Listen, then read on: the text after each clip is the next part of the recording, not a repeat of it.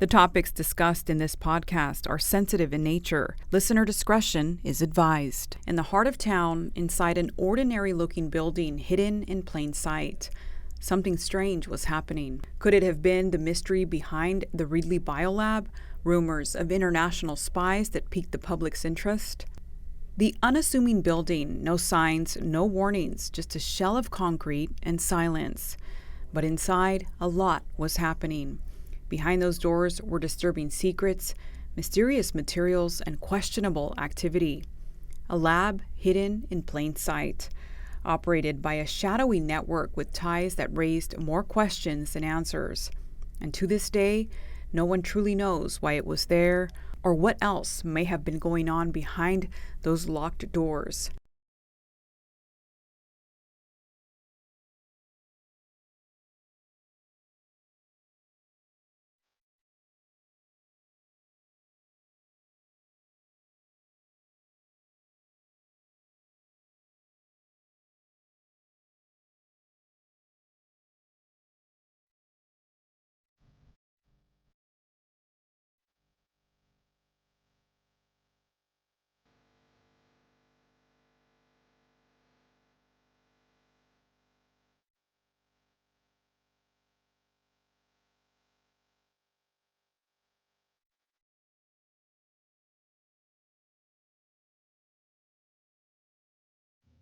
Welcome back to After the A Block. As I promised, Danny Jimenez is here with me. We were talking about the Reedley Lab. This is part 2 of the podcast.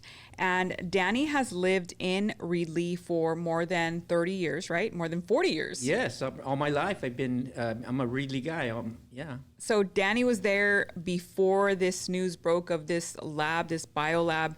And I have a couple questions for Danny, and he's going to answer them for me today. So, Danny, tell me a little bit about that building. What was that building before it became this lab?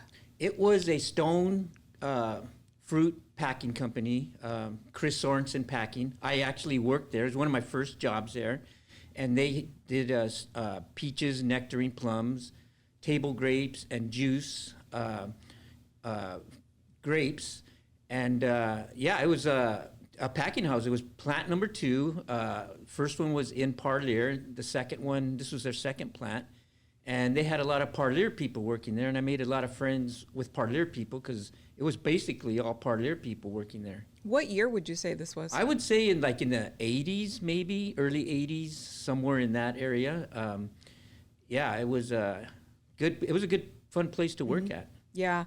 And so tell me about one of the last times that you ever set foot inside that building before it became a lab. I mean, nobody could step inside after, but before it became a lab. Yeah, there was 2 times I've been back, and one was I was with a friend his friend worked there, and we stopped in just to see what time he was going to get off to see if we wanted to go have drinks or whatever.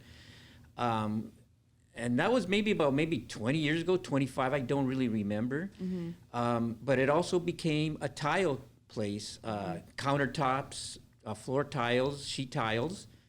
And it was that was there for a long time. In fact, if you go by there now, there's still tiles there. So the owner who did that apparently just got up and walked away because there's still tiles as you drive by from the street. They're still in there. They left them there. They just left them there. Yeah, they're on the side, or it sure looks like a tiles anyway. But yeah. And the tile flooring place, was that like maybe in the 90s? You would say, or yeah, I would say in the 90s, late 90s, early 2000s. Yeah.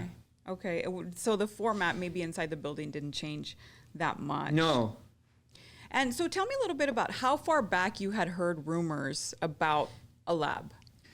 Oh, I would say about 4 to 5 to 6 months prior to when the news just blew up. Mm-hmm. Just hearing about the COVID tests, pregnancy tests. That was mostly the main things that I heard of. We heard that coming out of there. Yes. But what they found afterwards was just absolutely crazy. But during that time, it was basically COVID tests and pregnancy tests. Mm-hmm. So you started to hear about rumors of this place.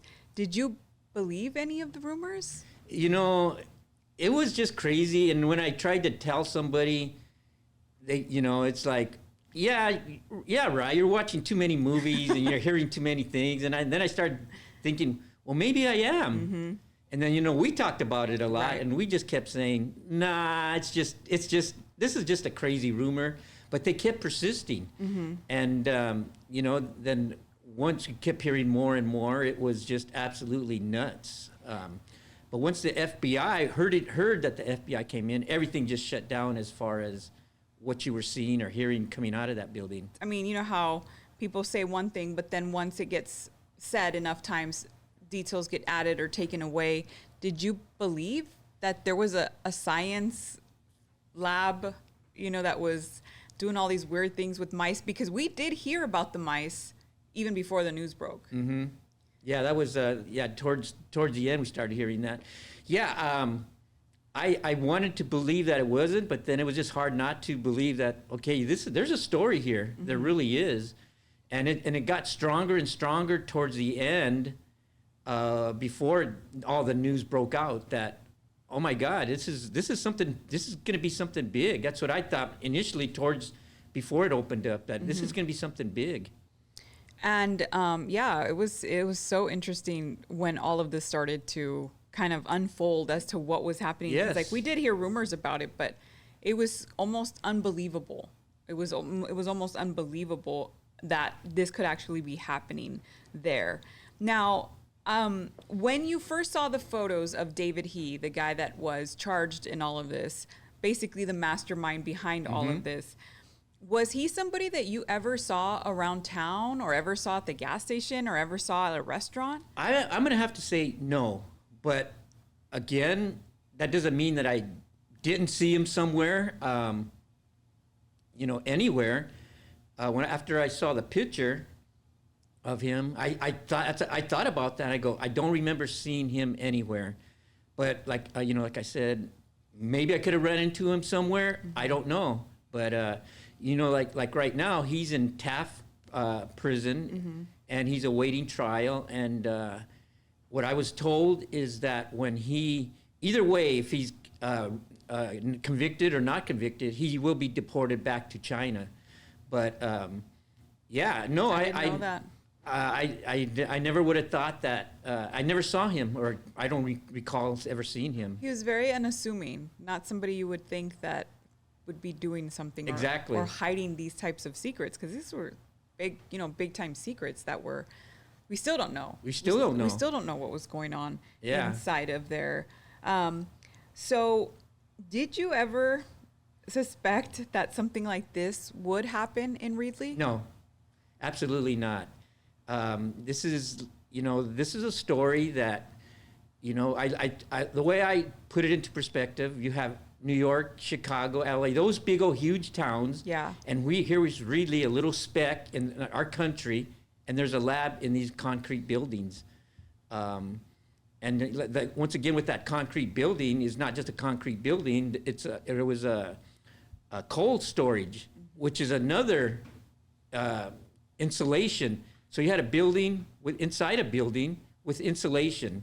So it was very hard. You could not see anything from the road. It was just a solid concrete shell. Mm-hmm. But no, I would have never thought anything like this. And it was, like I said, it was hard to tell people. And I stopped telling people because, you've been, put down the wine bottle, things like that, Yeah. Yeah, because, it was, even when I pitched the story, I think the day before everything broke, I pitched the story in the newsroom. And I told my then news director, I was like, well, okay, I don't know how to say this, but there's a science lab in Reedley, and there might be some Chinese nationals that are behind it. And he looked at me like, you're... What? He was like, that we can't air that. Yeah. There's no way we can air something that, crazy, that outlandish. But it turned out it was all true. And it was just so, the more that we learned about it, the crazier things got. It really did. And I got to credit you because you're actually the one that came out with this, pitching it and coming out with it. And, man, everybody followed suit. When it did come out, they followed your suit on that. Yeah. It was nuts. I didn't give it too much attention in the beginning because I was like you. I believed it, but I'm like, oh, That's crazy. I don't think that's true. It was just out of this, it was mind blowing. It really was. Come on now, that type of thing. And I think you were saying yesterday, like, how did they get all that stuff in there? How did they get all these freezers and all of those things? How did they get them in there without any trace, without anybody seeing them? Yeah, see, that's the crazy part. And, the front end of that is a recycling center plant. And, in their defense, if somebody came in and said, hey, we're renting this out, they probably would have never thought that, oh, there's a lab going on. But then they had these low temperature freezers like minus 80 degrees. What are you doing with You said that? there was like 3 of them, right? Yeah. Yeah, there was 3 of them, and I don't know how they got them in. And there's a Chevron gas station across the street now. Unless they had a surveillance camera on that, to this day, every time I went by, I go, I don't see no cars, I don't see anything. How they got those things in the first place? They were so quiet about everything, so quiet, and maybe they did it at night. They would have to have done it at night, or I don't know, but there's just so many things that you have to put in there to make a lab, and I don't remember anybody saying, hey, it's something going on over there, somebody's moving in, right, or something like that. Yeah. Right. So the other big thing about this story was the mice, the lab mice. When you first heard about the mice and thousands of mice that were found by Code Enforcement Officer Jesselyn Harper, what did you think about that? Because this was something that was a rumor that turned out to be true. Yeah, exactly. My first reaction: where do you get thousands of mice? And apparently, I learned this and all this is that you can, but there's these vendors that do sell mice. A lot of them ask for permits, you have to register and things like that. And then again, there's probably some that don't. I'm not too sure, but a lot of them, you do have to have some kind of permit. And I go, okay, so that's possible. But initially I go, where do you get thousands of mice? Because the talk around the whole community was, they see a mice and they go, oh, that's from the lab and this and that. And, hey, there's a mice that looks as big as a cat, the size of a cat. It's makes it come from the lab, this. Yeah. So you start hearing all these crazy stories from the community. So one question that I skipped over, speaking of the mice, what about the grocery store? Because that grocery store had been there for many years too, right? You sent me a picture, and I'll post it up. You sent me a picture of what it looked like back in the day when it was a farmer's market. Yeah, it was a farmer's market, and it was one of the most popular markets in town. It was the equivalent to our Saymart today, because we didn't have Saymart at that time. So the history of that is they called it the farmer's market, which is coincidental is what they call now the farmer's market, like Reedley College Farmer's Market. It was a supermarket where you could just buy your meat, your everything in there. It was very popular. After they went away, another company came in, and I don't know if there's been 2 or 3 since then, but the last one, they shut down like 5 months before or something like that. And, everybody started connecting the rumors to that supermarket, to the lab. But the reason for that was that it had a potential roof collapsing. So that's why they shut down. And and you hear the stories that, oh, yeah, they're storing things in that lab, in that market from the lab. I heard that too. Things like that. So, and right now they're currently working on opening up that store again. There's people that actually have gone to the city, and they are trying to get the plans to get it going again. But yeah, that market was somehow connected to that market with the lab. I even heard rumors of the mice that were maybe made their way over. Maybe a mouse escaped and made its way over to the grocery store, and so suddenly here's this transgenic mice that's polluting all the food. But all that was rumors. It was all rumors. Yeah, it had nothing to do with the lab, with that supermarket in the lab. Yes. That's crazy. Okay, so my next question is, what the vials, all the infections, the HIV, the chlamydia, hepatitis, and all of these different pathogens, what did you think they were really going to do with all of that? well, after that broke out, and that one was huge. Initially, the CDC, Nicole Ziba, Jesslyn, Jim Costa, and Mr. Prado, they went to the CDC to try to get them to do something with that. And they said they're not doing anything wrong. So when the select the select committee came in, that's when they found all that. And, so I was thinking, okay, this is really bad, because if they were a research lab, they would have had names on the building. This is a research lab, this and that. But all this was being done behind closed doors, secretly. And I honestly think now they were going to use that for evil. Whether they were going to, Chinese people, Communist Party was going to use it for them, or if they were going to sell it to other countries and have them use it for whatever reason, or both. I don't know. I do now believe that our country was in danger of a biological chemical war against us. Yes. And we'll never know about that, because it never got to that point. But yeah. No, I mean, it's certainly something that we're going to talk about for years to come. I think that's a topic that is not going to go away. It's not going to go away. I mean, this may be the story of the year, the century. It's right up there with with the best of them. So some people believe that David He and his associates were going to basically contaminate the COVID tests, the HIV tests, the pregnancy tests, that they were using these pathogens that were stored in the lab, contaminating these tests, and then selling the tests online. And this is how they were going to, have their biological war on us. This is how they were going to start this biological war. Do you think that is something that is maybe what was going to happen? Well, the initial rumors we heard was the pregnancy COVID test. And then with this now tied with that, anything is possible. It both are connected, because we did hear about the COVID and the pregnancy tests that they were doing. And now we hear about these other 20 tests, which is like HIV, hepatitis, and all that. And so you gotta have to think that is a distinct possibility, is that's what they were planning to do. It's still scary. It is scary. You think really about scary. it.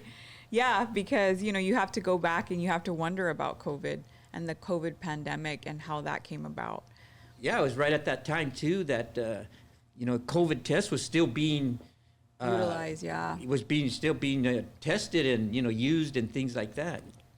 Wow, Danny. Okay, well, thank you, Danny, for coming in and talking to me and discussing this lab that I'm sure we'll talk about for many years. You did tell me, though, yesterday, really quick, that they are planning to destroy the building, or it's going to get knocked down. Have you heard rumors about that? The owner of the building is kind of frustrated right now because believe it or not, there's still stuff in there. It's nothing that's a threat to the community or to our country or anything. So they are waiting for that to be completely removed. And I don't know what the plans for the owner is, but right now he's frustrated because he can't really do nothing because there is still stuff in there. And I just found this just out the other day when we had a meeting with the city of Reedley after hours. And there's still things in there that's kind of blocking everything from the owner doing what he really wants to do. And I don't know what that is, if it's knocking it down. My guess is that's what he wants to do, but I can't speak for him. But I have to give a big shout out to Nicole Ziba, Jesselyn Harper, Jim Costa for leading the way, turning this negative from Reedley into a positive, because we were getting bashed pretty bad, Reedley, the community. And now they, like Nicole Ziba, she said it best. She said, Reedley will be known to make the entire country safe. And and what she means by that is that now there's new laws, there's new regulations on how you can open up a lab, which went all the way to Washington, D.C., and for that, I'm very proud of Reedley, to say that I am from Reedley. But Reedley has paved the way to do that, and turning the negative into a positive. I'm very proud of that. Yeah, it was a turnaround. It was a learning point, I think, for a lot of people. It really was. I mean, and not just here in our Central Valley and in our country, around the world. It's going to change everything on how these things, come about again. Right. Okay, Danny. Well, thank you again for Well, thank you being for here. having me. Of course, anytime. Can't wait to have you back. We'll talk about something else that happened in Reedley. Oh, man, we got some good ones, too. True. All right, Danny. Thank you so much. You're welcome.